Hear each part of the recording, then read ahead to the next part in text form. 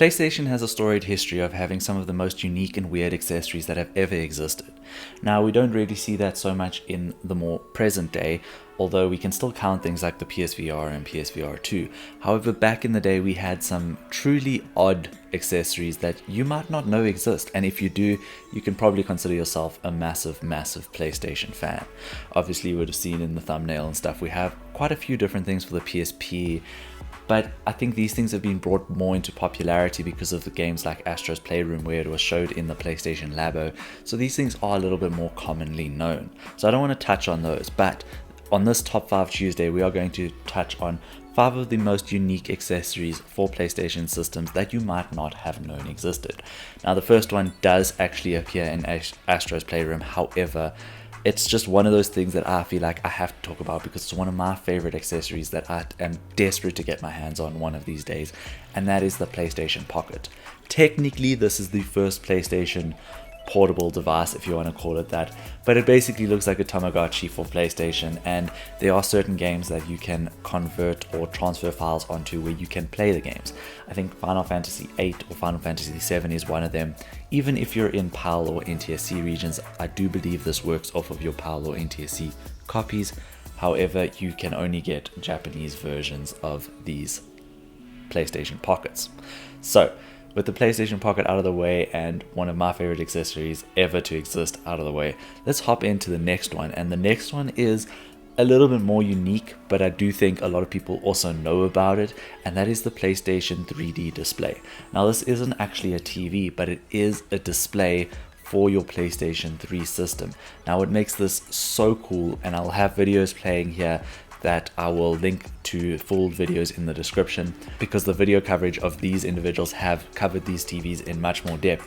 But a basic rundown of it is, this is a 3D display that can be used in quite a unique way, but other than just its very unique way of being used, it is a fantastic display till this day. Now, the most unique feature, and arguably the coolest feature that this display has, is actually what kind of causes it to be a little bit unreliable. Very similar to the original PlayStation 3.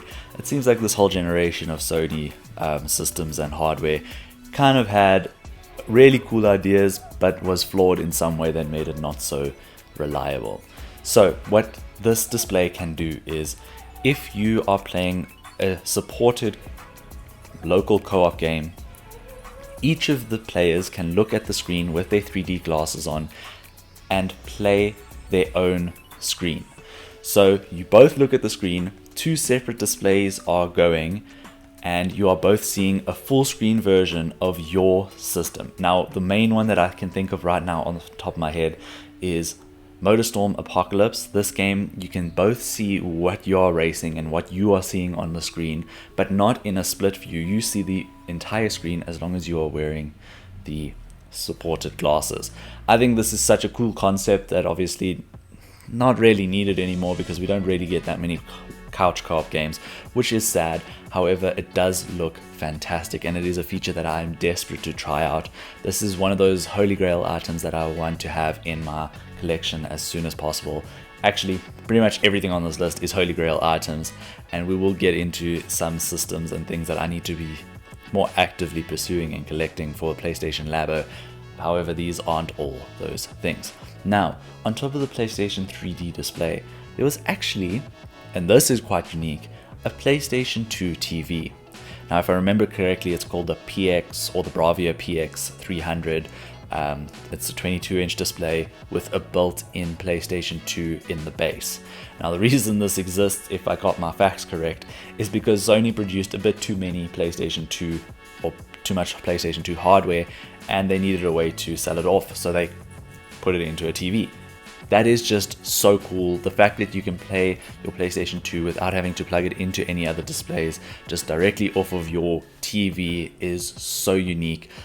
I think PlayStation has a very storied history with having unique displays, if I think back to the PS1 LCD display, but this one really does take the cake because it has the system built in. It's such an awesome idea, and I really wish that I could get my hands on it, but they are so limited, even more rare than the 3D displays. But maybe one day when the channel is massive, and I know you guys are going to help me get there, I will be trying to pick up both of those displays. Now, I promise it's not all just going to be different types of displays on this list. Another thing that I think is super cool, and it's the most recent of any of the things that I'm going to be talking about, and that is the PlayStation 4 back button attachment. Now, if you remember at the end of the PlayStation 4 life cycle, this was announced and everyone was kind of like, this is weird, but it actually is pretty cool because it's basically the PlayStation or the DualSense Edge before the DualSense Edge. You don't get all the in-depth features of obviously mapping your analog sticks and things like that. However, you do get to put whichever button you wish to put on the back. So it has like a AMOLED display or OLED display that displays which buttons you have programmed into it. Again, you'll probably be seeing videos here of someone else using this, and I will link their channel in the description with this video tagged basically, so you can go see for more details on this really cool back button attachment. This is something that I think a lot of people probably would have benefited from, and I don't know why I never purchased one, because I was so desperate to use this thing with Gran Turismo Sport at the time, because I just wanted it to be a gear up and a gear down system, and I never ended up picking it up, and I regret it because they are so expensive now, it's not even funny. On top of this, the last thing that I really want to talk about is something that I think a lot of people may know existed, but if you don't, it is just completely out there and completely wild, and that is the PlayStation 2 keyboard. Now, you've had PlayStation mouse before, so on PS1 and PS2 we both had their mouse. However, a PlayStation 2 keyboard just looks so weird, and the fact that it's a normal QWERTY keyboard, insert. However, it was released in Japan and Japan only is just, it's such a unique piece that I can't wait to eventually get one. I saw one on a listing earlier this morning and I saw that it was like 15,000 Rand. So for those of you who don't know, 15,000 Rand is about $750. And I mean that for a keyboard that doesn't work on pretty much anything else besides the PS2, although it does have a USB, so I might be incorrect in saying that. It's ridiculous. Although this one was sealed and in original packaging, so I will say that for sealed collectors, that's probably the premium price that you are going to be paying. But for me, I'm just happy to have it in box, opened obviously, and have it in my collection. It is just such a cool thing that obviously didn't get used very often, but there are some games that do make use of keyboard and mouse support on PlayStation 2, which is just mind-blowing to even think about.